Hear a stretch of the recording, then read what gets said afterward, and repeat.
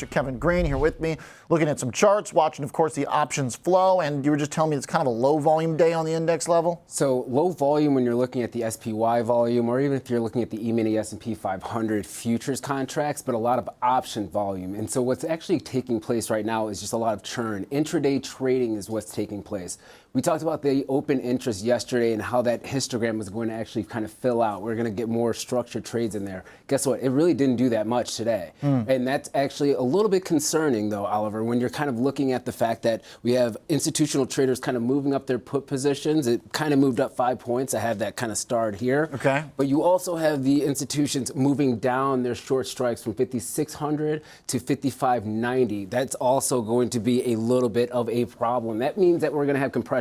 Around 2 weeks ago, we had the same type of situation. We only had range-bound markets moving at around 20 points, 15 to 20 points on a day-by-day basis, and that could be a very boring market. And with the VIX that's kind of trying to slide to the downside, just be prepared that institutions are kind of saying maybe we just range-bound here over the next couple of trading sessions as we get some economic data. Are we going to have a ramp today? I know that you love asking that question. Yes, my favorite. It's all I care about. We have a lot of volume today for the 5590s and also the 5600s volume, but once again, are they going to stay in those particular contracts? That's going to be the case. Can we see a ramp up to the upside? That could be possible. We did actually have a fair amount of options flow going into the 5530 puts the last hour. That doesn't mean that the market's going to go there, but just understand the fact that we are seeing some institutional traders maybe preparing for a sell-off going into the close here today. We're in this like range-bound type of scenario right now. So if we kind of break to the upside, we get this catalyst effect or this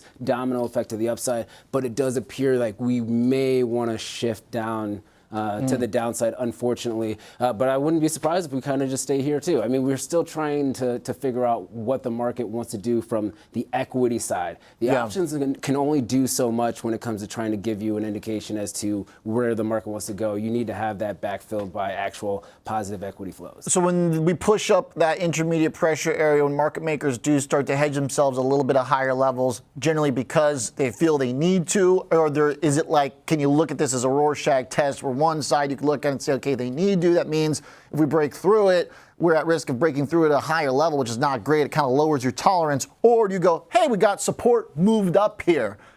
Yeah, so you have support moving up. You also have resistance moving down. So that's so you're just getting squeezed. Yeah, and that's not great. It's basically like a technical wedge in a chart where you can do this, but then once you get to the point at the end, then you better be ready for a big move somewhere. Yeah, so it's a pretty boring market when you get there, especially if you have the VIX moving to the downside. Now the VIX is at 14 on a, if you look at the last 2 weeks, 3 weeks, 14 VIX, kind of elevated, but realistically, it's not really priced. It's kind of a no man's land a little bit. It's sort of like lingering because we had a couple ugly days, and then we haven't had great days, but we've had days to settle and rest a little bit. And that's where we're at. Okay. We're at a boring market right now, and unfortunately, if you're an intraday trader, that can be a little bit boring. Once again, I'm not saying that we're going to kind of go back here, but just be mindful that we're not having these levels really gapping out. When we had those levels kind of expanding out a little bit, that's where we had this nice range-bound action, but you had something for everybody. A bear in the market could capitalize, a bull in the market could capitalize. When you start having it compressed,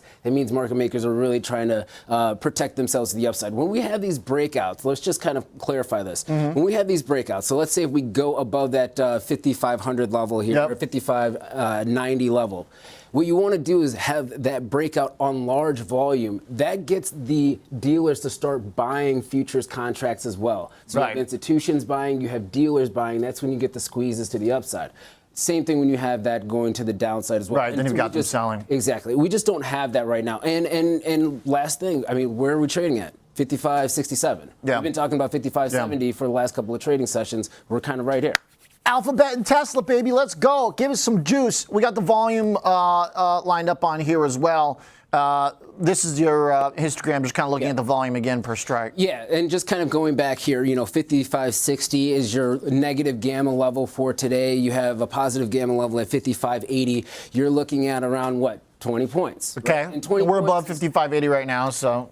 we're slightly below. Sorry, I was looking Slightly at below. Yeah, slightly below. So this is just showing compressed markets. If we actually look at the open interest histogram, that's the one that I wanted to kind of highlight here. Usually we would start seeing a picture just like this on the total volume histogram. You would have like a picture like this, but it's still a little bit disjointed when you're looking at the other factors there. So overall, once again, a lot of churn, a lot of options volume, but if you have intraday option volume, that really doesn't show sticky flows. It's not really showing up in the open interest saying, okay, somebody's dedicated to actually having this. And then once again, just showing that volume chart here, intraday action hitting the 55.60 as a support level, 55.80 hitting at resistance level here today.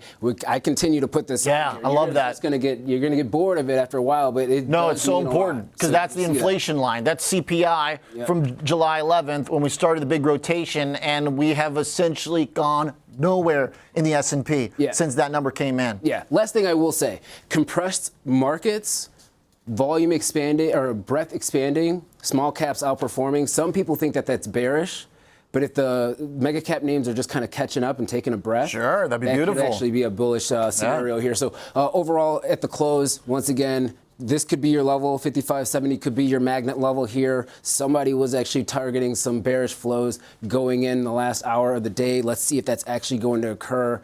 Would be very difficult for us to get up to 55.80 in today's session. All right, good stuff, good context. Thank you very much, Kevin Green.